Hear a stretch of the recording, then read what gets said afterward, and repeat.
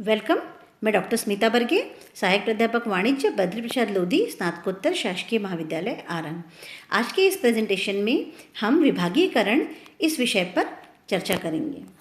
विभागीकरण क्या होता है और विभागीकरण को किस प्रकार किया जाता है। किसी भी उपक्रम में संगठन को छोटी छोटी इकाइयों में विभाजित करने की प्रक्रिया को विभागीकरण कहते हैं। विभागीकरण के द्वारा उपक्रम को छोटे छोटे विभागों और उपविभागों में बांटा जाता है और फिर उन्हें पुनः संगठित किया जाता है। फिर प्रत्येक विभाग में नेतृत्व करने के लिए प्रबंधक को नियुक्त किया जाता है, जिसे विभागीय प्रबंधक कहते हैं। विभागीय प्रबंधक के द्वारा कार्य का विभाजन विशिष्टीकरण के आधार पर किया जाता है और प्रत्येक व्यक्ति को उसके विशिष्टीकृत कार्य के आधार पर कार्य सौंप दिया जाता है। क्योंकि प्रत्येक विभाग में एक ही प्रकार के कार्यों का संपादन होता है, इसीलिए विभागीकरण मुख्य रूप से एक ही प्रकार के उत्पाद बनाने वाले उपक्रमों के लिए विकास की बहुत सी संभावनाएं भी पैदा करता है। वहीं एक से अधिक प्रकार का उत्पाद बनाने वाले के लिए भी यह बाजार के विस्तार के अवसर प्रदान करते हैं। इस प्रकार हम यह देख सकते हैं कि किसी भी उपक्रम को विभागों में बांटना ही विभागीकरण कहलाता है। विभागीकरण के लिए हम कुछ आधारों का प्रयोग करते हैं। प्राचीन समय में जब एक व्यवसायी अकेले अपना व्यापार करता था तब उसे विभागीकरण की आवश्यकता नहीं थी, क्योंकि वह एकल व्यवसायी होता था। वह और उसका परिवार मिलकर ही व्यापार को संभाल लेते थे। पर जैसे जैसे व्यवसाय का आकार बड़ा होता गया, वैसे वैसे कार्य करने वाले कर्मचारियों की संख्या भी बढ़ती गई और व्यापार का आकार भी बढ़ता गया, जिससे कि अलग अलग विभागों की आवश्यकता महसूस होने लगी ताकि संस्था का प्रबंधन सुचारू रूप से किया जा सके, जिससे विभागीकरण की आवश्यकता को बल मिला। जब हम विभागीकरण के अलग अलग स्वरूपों की बात करते हैं तो विभागीकरण के कई स्वरूप हमें दिखते हैं, जिनमें से कुछ मुख्य स्वरूपों के ऊपर में हम यहाँ पर चर्चा करेंगे। उसमें से पहला स्वरूप है फंक्शनल डिपार्टमेंटेशन या उपक्रम के अनुसार विभागीकरण। यह किसी भी उपक्रम को उसके कार्यों के आधार पर विभागों में बांटने की प्रक्रिया है। ऐसा तब किया जाता है जब उपक्रम के कार्यों को स्पष्ट रूप से परिभाषित किया जा सके। किसी भी उपक्रम के कार्यों को उत्पादन, वित्त, मानव संसाधन, विक्रय आदि अलग अलग क्रियाओं में विभाजित किया जा सकता है।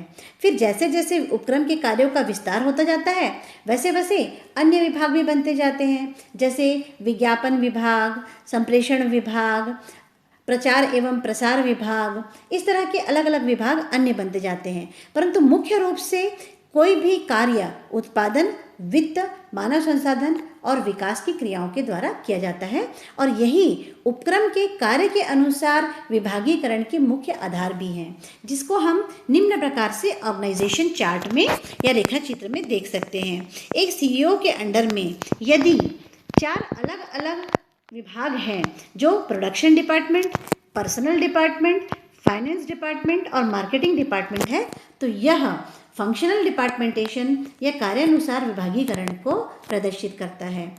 कार्यानुसार विभागीकरण के कुछ गुण एवं दोष भी हैं, जिसमें गुण है विभागीकरण की प्रक्रिया सरल।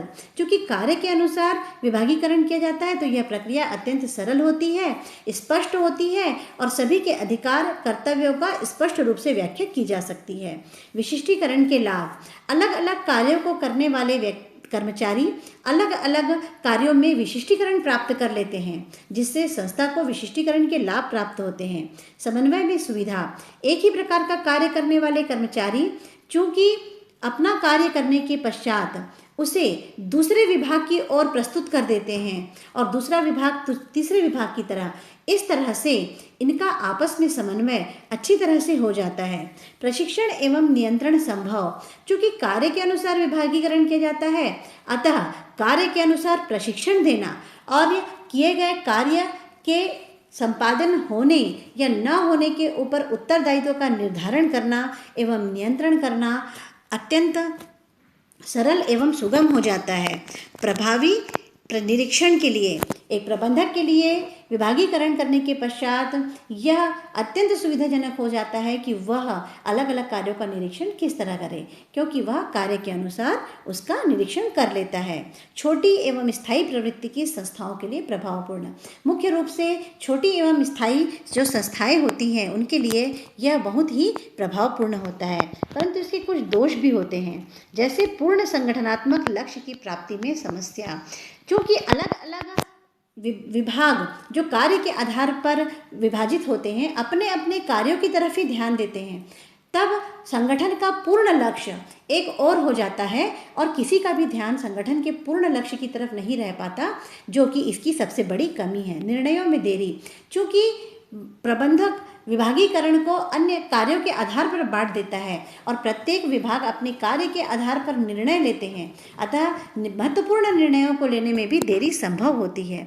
उत्तरदायित्व निर्धारण में समस्या, यदि एक विभाग अपने कार्य को अच्छी तरह से कर दे परंतु दूसरा विभाग अपने कार्य को अच्छी तरह से न कर पाए, तब आगे तीसरा विभाग उस कार्य को पूरा करने या न करने के संबंध में उत्तरदायित्व अपने ऊपर लेना नहीं चाहता।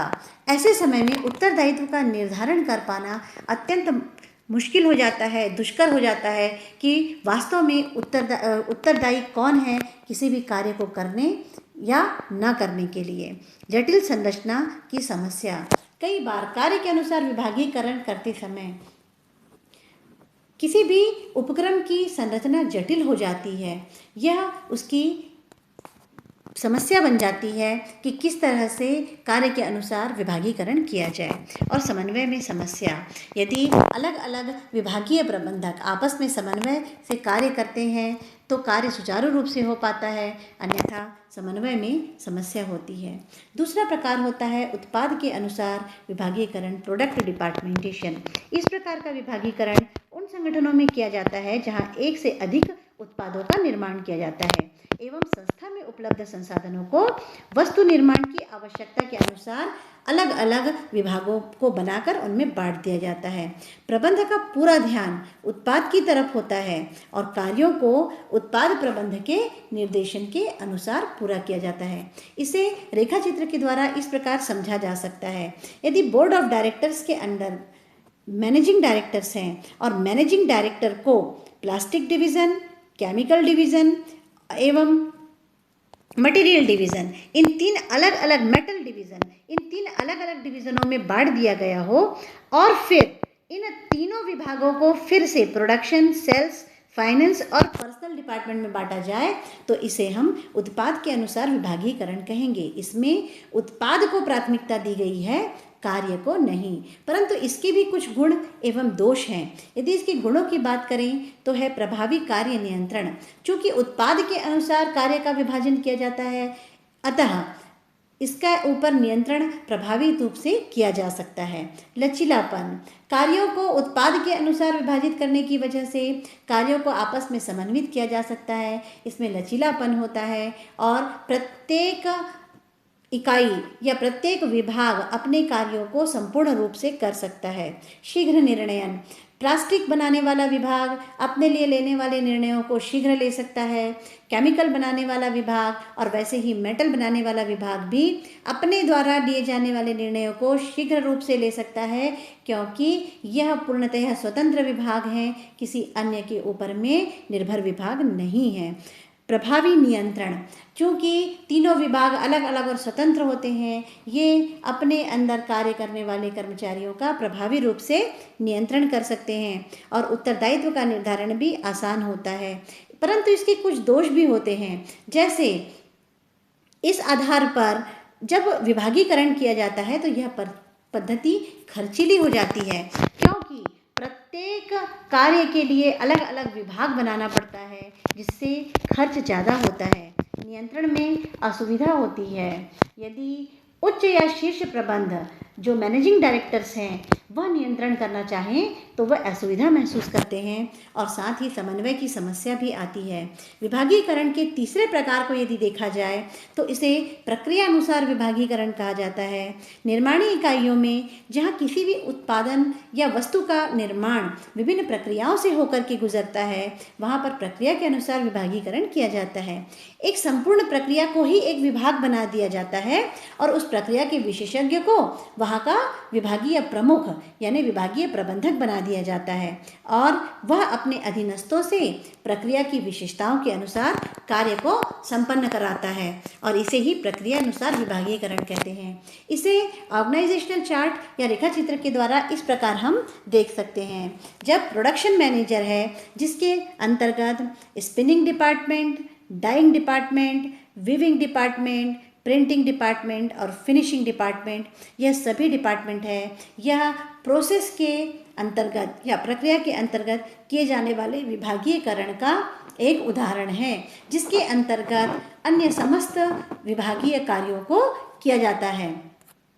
यदि प्रक्रिया के अनुसार विभागीकरण के गुण एवं दोषों की बात करें तो निश्चित रूप से इन्हें विशिष्टीकरण के लाभ प्राप्त होते हैं, क्योंकि प्रत्येक प्रक्रिया में कार्य करने वाला व्यक्ति विशिष्टीकरण प्राप्त कर लेता है।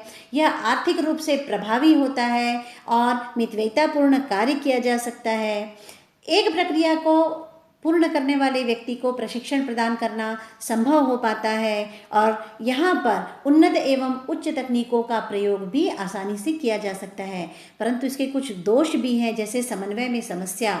एक प्रक्रिया के द्वारा पूर्ण किए जाने वाले कार्यों का समन्वय दूसरी प्रक्रिया के द्वारा पूर्ण किए जाने वाले कार्यों से हो पाना इतना आसान नहीं होता जितना कि आसान यह दिखाई पड़ता है या सुनाई पड़ता है, क्योंकि प्रत्येक प्रक्रिया के कार्य का अपना एक तरीका होता है और दूसरी प्रक्रिया के आधार पर दूसरी प्रक्रिया के हिसाब से उस कार्य को पूर्ण करने में समन्वय की कठिनाई उत्पन्न होती है। एक ही प्रकार के कार्य से नीरसता, एक ही प्रकार की प्रक्रिया में कार्य करने वाले कर्मचारी एक ही तरह के काम को कर से नीरसता अनुभव करते हैं, जिससे कि उनकी कार्यक्षमता में कमी आती है। अन्य विभागीकरण की बात करें तो होता है उपभोक्ता के अनुसार विभागीकरण, कस्टमर डिपार्टमेंटेशन। जब कोई भी संस्था उपभोक्ताओं को वस्तुओं का विक्रय करती है तो विभिन्न उपभोक्ताओं की आवश्यकताओं के अनुसार विभागों का निर्माण करना ही उपभोक्तानुसार विभागीकरण है, जिससे कि प्रत्येक विभाग सुविधापूर्वक उपभोक्ता की आवश्यकता, उनकी मांग के अनुसार उनको वस्तुएं दिखा सकें और उनको संतुष्ट कर सके। मुख्य रूप से कपड़ों की दुकानों में जहाँ पर रेडीमेड वस्त्र बिकते हैं, यहाँ पर हमें इस तरह का विभागीकरण दिखाई देता है। इसे रेखा चित्र के द्वारा इस तरह देखा जा सकता है। उपभोक्तानुसार विभागीकरण में हम यहाँ देखते हैं कि यहाँ पर manager car loan, manager housing loan, managing electrical goods loan और मैनेजर कमर्शियल लोन, इस तरह से अलग अलग तरह के मैनेजर्स हमारे पास में मौजूद हैं और ये सारे के सारे मैनेजर उपभोक्ताओं की आवश्यकताओं के अनुसार कार्य को संपन्न करते हैं। यहाँ पर इनके कार्य का आधार उपभोक्ता की आवश्यकताएं हैं, जिसके आधार पर ये समस्त कार्यों को संपन्न कर रहे हैं। यदि इनके गुण एवं दोषों का वर्णन करें तो इसमें सबसे पहला जो लाभ है वह है प्रतिस्पर्धा का लाभ। विभिन्न कंपनियां जो इसी तरह का व्यवसाय कर रही हैं, यदि इस तरह का विभागीकरण किया जाता है तो ग्राहकों को संतुष्टि प्राप्त होती है और कंपनी को या संस्था को प्रतिस्पर्धा का लाभ प्राप्त होता है। ग्राहकों को सुविधा, जो ग्राहक दुकान पर या संस्था में आते हैं विभिन्न विभागों को देखकर आसानी से अपना क्रय कर सकते हैं, परचेसिंग कर सकते हैं और ग्राहकों को सुविधा होती है। इसी तरह विशिष्टीकरण के लाभ प्राप्त होते हैं। एक ही तरह की वस्तुएं जिन विभागों में रहती हैं, एक ही तरह की ग्राहकों से संबंधित वस्तुएं जिन विभागों में होती हैं, वहाँ पर उससे संबंधित ज्ञान भी प्राप्त होता है और ग्राहकों को संतुष्ट किया जा सकता है। इस तरह से हम यह भी देख सकते हैं कि इसमें कुछ दोष भी हैं। ग्राहकों की पहचान में असुविधा, कई बार विभाग बन तो जाते हैं लेकिन जो ग्राहक आते हैं उनको किस तरह की वस्तु चाहिए इसकी पहचान में यदि सुविधा ना हो सके या उसकी पहचान गलत हो सके तो गलत हो जाए तो ऐसे समय में असुविधा का सामना ग्राहकों को करना पड़ता है। उपभोक्ता के व्यवहार में परिवर्तन, अमूमन यह देखा गया है कि उपभोक्ताओं के व्यवहार में लगातार परिवर्तन होता रहता है। ऐसे समय में विभागीकरण के लिए उपभोक्ताओं या ग्राहकों को आधार बनाने पर यह ज़रूरी नहीं है कि उपभोक्ता हमेशा ही उससे संतुष्ट हो जाएं। योग्य कर्मचारियों की कमी, ग्राहकों के अनुसार विभागीकरण करते समय ऐसे विभागों में ऐसे योग्य कर्मचारियों की नियुक्ति आवश्यक होती है जो कि ग्राहकों के व्यवहार को समझ सके, उनके मनोविज्ञान को जान सके, और ऐसे कर्मचारियों की कमी अत्यंत महसूस की जाती है विक्रेताओं के द्वारा, संस्था के द्वारा या उच्च प्रबंध के द्वारा। इसके पश्चात हम यह देख सकते हैं क्षेत्र के अनुसार विभागीकरण या टेरिटोरी डिपार्टमेंटेशन। जब किसी व्यवसाय का कार्य क्षेत्र देशव्यापी होता है तो इसकी क्रियाओं को क्षेत्र के अनुसार विभाजित कर दिया जाता है और फिर कार्य का संचालन किया जाता है। इसके लिए क्षेत्रीय कार्यालय या शाखा कार्यालय खोले जाते हैं और फिर उनका कार्यभार क्षेत्रीय या शाखा प्रबंधकों को सौंप दिया गया है। मुख्यतः जीवन बीमा निगम जो हम देखते हैं यह इसका बहुत बड़ा उदाहरण है जिसके द्वारा क्षेत्र के अनुसार विभागीकरण करते हुए कार्य को किया जाता है। यदि इसके रेखा चित्र को देखें तो हम यह देखेंगे कि किसी भी विभागीकरण में जो कि क्षेत्र के अनुसार किया गया है उसे निम्न प्रकार से बांटा जा सकता है, जैसे northern region, western region, central region, eastern region, southern region यानी उत्तरी क्षेत्र, दक्षिणी क्षेत्र, पूर्वी क्षेत्र, पश्चिमी क्षेत्र एवं मध्य क्षेत्र, और फिर उन्हें उपविभाजित किया गया है शाखा 1, शाखा 2, शाखा 3 के रूप में। और इस तरह का विभागीकरण क्षेत्रानुसार विभागीकरण कहा जाता है। क्षेत्रानुसार विभागीकरण के गुण जो हम देख सकते हैं वह है स्थानीय बाजारों का प्रभावी उपयोग। जिस क्षेत्र के अनुसार विभागीकरण किया गया है उस क्षेत्र के बाजार का कंपनी के द्वारा, संस्था के द्वारा प्रभावी रूप से उपयोग किया जा सकता है और लाभ प्राप्त किया जा सकता है। स्थानीय जनता का सहयोग, चूँकि स्थानीय रूप से कार्य करती है इकाई, स्थानीय जनता के निकट होती है तो स्थानीय जनता का सहयोग प्राप्त होता है। संप्रेषण में सुविधा, चूँकि स्थानीय जनता से इकाई जुड़ी होती है वह उनके साथ में संवाद स्थापित आसानी से कर सकती है जिससे उसे संप्रेषण में सुविधा प्राप्त होती है। प्रशिक्षण प्रदान करने में सुविधा, जब क्षेत्र के अनुसार विभागीकरण किया जाता है तो क्षेत्र में कार्य करने वाले प्रबंधकों को उस क्षेत्र की विशेषताओं के आधार पर प्रशिक्षण प्रदान करने में सुविधा होती है। लागत व्यय में कमी, इस तरह का विभागीकरण लागत के व्ययों को कम करता है और उपभोक्ताओं को ज़्यादा संतुष्टि प्रदान करता है, परंतु इसके कुछ दोष भी हैं। समन्वय एवं नियंत्रण में कठिनाई, यदि हम उच्च शीर्ष स्तर के प्रबंध की बात करें तो क्षेत्रीय प्रबंधकों के साथ उनका समन्वय कठिन हो जाता है। प्रशासनिक व्ययों में वृद्धि, अलग अलग क्षेत्रों में अलग अलग इकाइयों की स्थापना करना और वहां पर उच्च से लेकर के निम्न स्तर तक के प्रबंध एवं कर्मचारियों की व्यवस्था करने में प्रशासनिक व्ययों में वृद्धि होती है। क्षेत्रीय स्तर पर ज्ञान रखने वाले कर्मचारियों की कमी अक्सर महसूस होती है क्योंकि यह आवश्यक नहीं है कि जिस क्षेत्र में कार्य करने के लिए विभाग स्थापित किया जा रहा है उस क्षेत्र में उस व्यवसाय से संबंधित ज्ञान रखने वाले लोगों को प्राप्त किया जा सके। लोगों को अपॉइंट करने में असुविधा महसूस करता है कोई भी व्यवसाय या संगठन। छोटे उपक्रमों के लिए अनुपयुक्त, मुख्य रूप से यह देखा गया है कि यह कार्य बड़े उपक्रमों के लिए ही संभव हो पाता है, छोटे उपक्रमों के लिए यह अनुपयुक्त होता है। इसके पश्चात यदि हम बात करें समयानुसार विभागीकरण की तो यदि किसी संस्था में निर्माणी उपक्रम में एक से अधिक पालियों में काम होता है तो वहाँ पर समयानुसार विभागीकरण किया जाता है।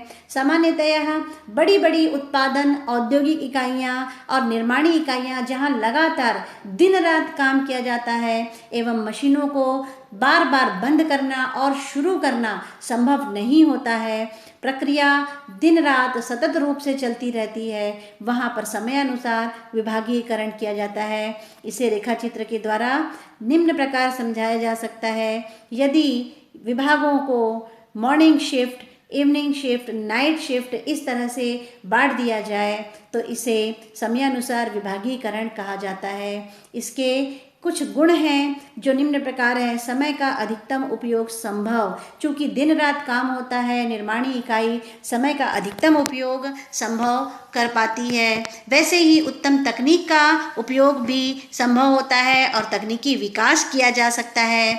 अच्छी और नई तरह की मशीनें जो लगातार काम कर सकती हैं उसका उपयोग करना संभव होता है। उपलब्ध संसाधनों का कुशलतम उपयोग संभव, जितने भी संसाधन उपलब्ध होते हैं उनका अच्छा उपयोग किया जा सकता है, परंतु इसके दोष यह हैं कि यह पद्धति खर्चीली है। यहाँ पर अधिक मात्रा में श्रमिकों को रखना पड़ता है और इसलिए यह पद्धति खर्चीली हो जाती है।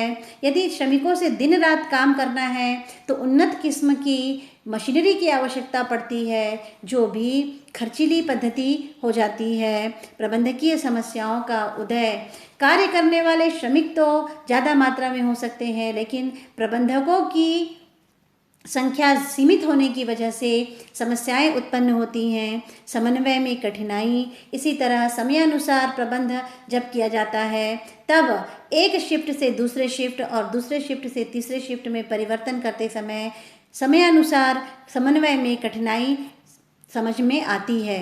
इसके पश्चात हम यह देख सकते हैं कि मिश्रित विभागीकरण, जब उपरोक्त वर्णित समस्त तरह की प्रक्रियाओं में से, समस्त तरह के विभागीकरण में से किसी भी विभागीकरण का अकेले उपयोग करना किसी संस्था या संगठन के लिए उपयुक्त ना हो तो वह एक से अधिक तरह के विभागीकरण की विधियों का इस्तेमाल करता है और उसे हम मिश्रित विभागीकरण कहते हैं। मुख्य रूप से बड़ी बड़ी औद्योगिक इकाइयाँ, खासकर मल्टीनेशनल कंपनीज यानी कि बहुराष्ट्रीय कंपनियों के द्वारा मिक्स्ड कंबाइंड डिपार्टमेंटेशन या मिश्रित विभागीकरण का उपयोग किया जाता है। इसे हम इस प्रकार समझ सकते हैं कि यदि मैनेजिंग डायरेक्टर के अंतर्गत मार्केटिंग, ह्यूमन रिसोर्स, प्रोडक्शन और फाइनेंस डिपार्टमेंट है, फिर फाइनेंस के अंतर्गत रेफ्रिजरेशन और केमिकल डिवीज़न है, फिर रेफ्रिजरेशन के अंतर्गत eastern, western, central and southern zone में बांटा गया है और फिर इन डिविजन्स को होलसेलर और रिटेलर के रूप में बांटा गया है। तो यहाँ पर हम कार्यानुसार विभागीकरण, उत्पाद अनुसार विभागीकरण, फिर क्षेत्र अनुसार विभागीकरण, इन तीनों प्रक्रियाओं को यहाँ पर देख सकते हैं, जिसको कि मिश्रित करके इस विभागीकरण में इसका उपयोग किया गया है। परंतु इसके भी कुछ गुण एवं दोष हैं। कई विभागीय स्वरूपों के जहाँ हमको लाभ प्राप्त होते हैं वहीं व्ययों में भी अत्यंत वृद्धि होती है। सामान्य प्रबंधन एवं विशेषज्ञों दोनों की सुविधाएं इनको प्राप्त हो सकती हैं, लेकिन इन दोनों के मध्य समन्वय करना इनके लिए बहुत बड़ी समस्या होती है और साथ ही आदेशों का पालन करवाना अत्यंत कठिन हो जाता है मिश्रित विभागीयकरण के अंतर्गत, क्योंकि मिश्रित विभागीयकरण के अंतर्गत आदेशों की एकता हो ये आवश्यक नहीं है और ऐसे समय में आदेश का पालन कराना एक कठिन समस्या हो जाती है। परंतु उपयुक्त सभी विभागीयकरणों की तरफ यदि हम ध्यान दें तो किसी भी उपक्रम में किसी भी आधार पर विभागीकरण किया जा सकता है, लेकिन फिर भी किसी उपक्रम में किस आधार पर विभागीकरण किया जाए इसका पता लगाने के लिए निश्चित आधार न होते हुए भी कुछ बिंदुओं को ध्यान में रखना अत्यंत आवश्यक होता है। जैसे उपक्रम में सम्मिलित कार्य एवं प्रक्रिया, उपक्रम में कौन सा कार्य किया जा रहा है और उसके लिए किस तरह की प्रक्रिया को लागू करना होगा यह देखना अत्यंत आवश्यक होता है। उपक्रम में विशिष्टीकरण की मात्रा कितनी आवश्यक है, क्या कार्य विशिष्टीकृत है या सामान्य प्रकार का कार्य है, यह देखना आवश्यक है।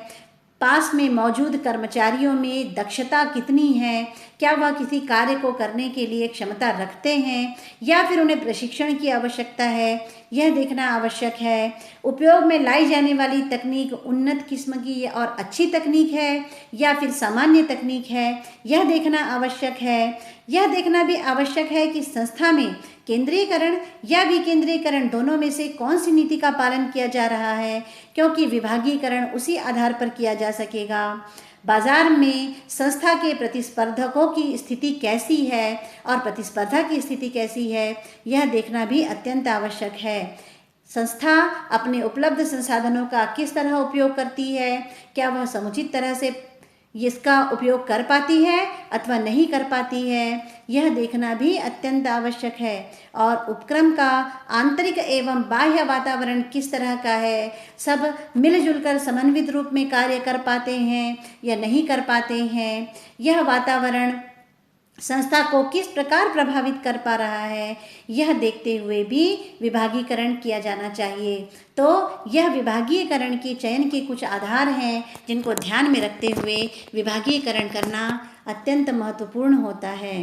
हमने जब यह प्रेजेंटेशन बनाया तब इस प्रेजेंटेशन को बनाते समय में हमने जिन पुस्तकों को ध्यान में रखा, जिन संदर्भ ग्रंथों को ध्यान में रखा, उसमें प्रमुख हैं SBPD पब्लिशिंग हाउस आगरा की पुस्तक व्यवसाय प्रबंध के सिद्धांत RC अग्रवाल द्वारा रचित एवं साहित्य भवन पब्लिकेशंस आगरा द्वारा प्रकाशित व्यवसाय प्रबंध के सिद्धांत डॉक्टर RC गुप्ता द्वारा रचित, इन पुस्तकों को ध्यान में रखते हुए इस प्रेजेंटेशन को बनाया गया है। धन्यवाद।